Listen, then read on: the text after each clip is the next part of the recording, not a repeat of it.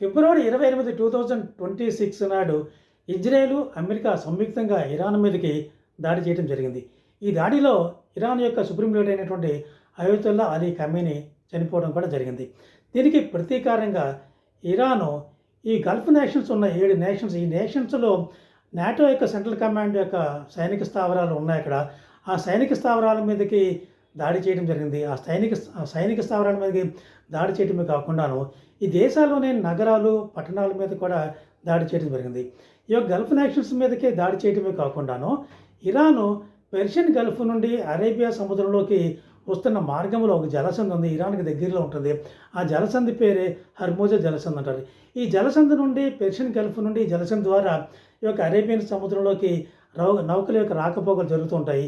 ఈ జలసంధికి చాలా ఇంపార్టెన్స్ ఉందన్నమాట. ఎందువల్లంటే ప్రపంచంలోని క్రూడ్ వ్యాపారం అంతా కూడా 20% ఈ జలసంధి ద్వారానే ఈ క్రూడ్ వ్యాపారం ఈ యొక్క జలసంధి ద్వారా జరుగుతూ ఉంటుంది. అలాగే మనకు కూడా ఈ జలసంధి యొక్క ఇంపార్టెన్స్ చాలా ఎక్కువ. ఎందుకంటే మనం మనం మన క్రూడ్ అంతా కూడా 80-90% దిగుమతి చేసుకుంటాము. ఈ దిగుమతి చేసుకున్న క్రూడ్లో 40-60% ఈ జలసంధి ద్వారానే మనం దిగుమతి చేసుకుంటూ ఉంటాం అన్నమాట. ఈ జలసంధిలో ఆ 7 గల్ఫ్ నేషన్స్ ఉన్నాయి.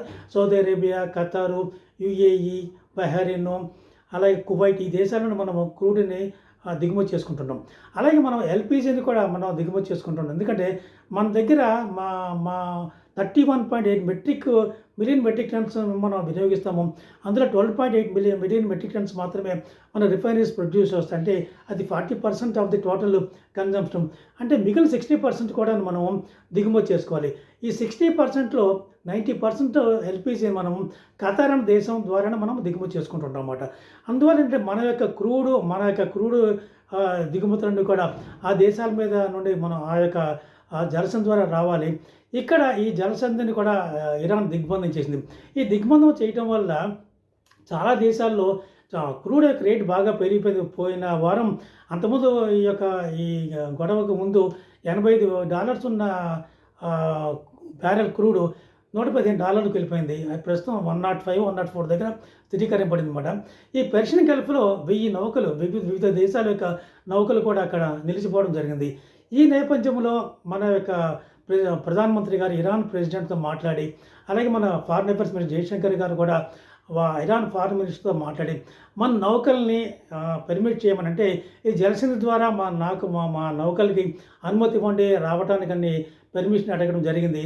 అలాగే ఇరాన్ కూడా ఇంచుమించు సానుకూలంగా స్పందించడం వల్ల మన దేశంలోకి 2 ఎల్‌పీజీ గ్యాస్ తోటి, 2 క్రూడ్తో రావడం 4 షిప్పులు వచ్చినాయి. అందులో 2 క్రూడ్ ఇవి కూడాను 2 మిలియన్ బ్యారెల్స్ క్రూడ్ పట్టుకొచ్చినాయి. అలాగే ఎల్‌పీజీ ఏమో 92,000 మెట్రిక్ టన్స్ ఆఫ్ ఎల్‌పీజీని ఈ యొక్క శివాలిక నౌకను, నర్మదాదేవి అనే నౌకలు మన పట్టుకురావడం జరిగింది. ఇది మనం పెద్ద డిప్లొమాటిక్ విజయంగా మనం అనుకోవచ్చు, భావించవచ్చు తప్పకుండా. ఎందుకంటే ఇరాన్ ఏ దేశాన్ని కూడా అనుమతించలేదు ఎక్సెప్ట్ చైనాని తప్ప. చైనాకే ఈ యొక్క జలసంధి ద్వారా వాళ్ళ యొక్క రవాణా చేసుకోవడం అనుమతి ఇచ్చింది. ఎందుకంటే ఈ యొక్క ఇరాన్లో ప్రొడ్యూస్ చేసిన చమురంతా కూడాను చైనానే కొంటుంటుంది. కాబట్టి ఈ యొక్క చైనానే వీళ్ళకి ఆర్థికంగా వెన్నుముకగా ఉంటుంది. వాళ్ళ క్రూడ్ అనేది కొంటవాళ్ళు. ఎందుకంటే ఇరాన్ మీదకి అమెరికా ఆంక్షలు విధించిన తర్వాత ఏ దేశం కూడా ఇరాన్ నుండి చమురుని దిగుమతి చేసుకోలేదు. కాబట్టి ఏ దేశం కూడా ఇరాన్ నుండి చమురు కొనుక్కోలేదు. ఒక చైనానే వాళ్ళకి బాస్టగా నిలబడింది. అటువంటి చైనాకే ఈ యొక్క జలసంధి ద్వారా రాకపోకలు అలౌ చేశారు. చైనా తర్వాత ఒక ఇండియానే అలౌ చేయడం జరిగింది. కాబట్టి ఇది ఒక పెద్ద డిప్లొమాటిక్ విక్టరీగా మనము అనుకోవచ్చు.